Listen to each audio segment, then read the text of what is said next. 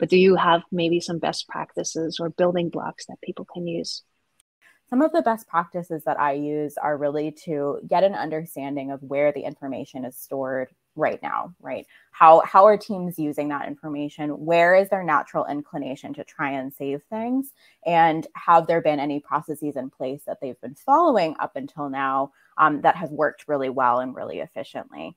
And if that is the case, to try and stay within that structure as much as possible, so long as there are no pain points with accessibility or the ability to find things or collaborate cross teams.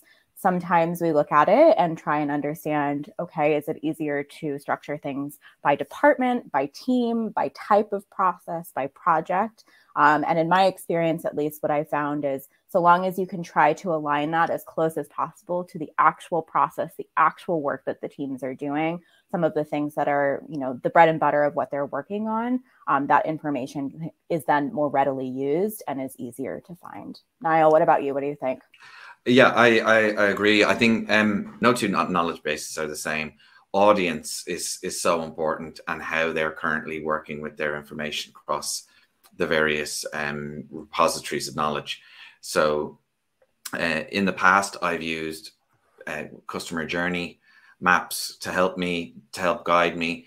And as Christiane said, if you look into the business and work with those teams, you'll actually find that the categorization is nearly already there organically, and you can learn that and you can capture that.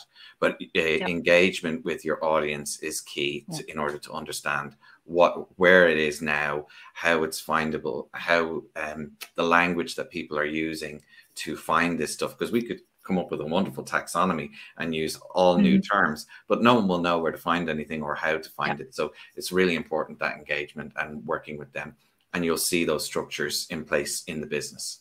Thank you both. Thank you both so much for sharing.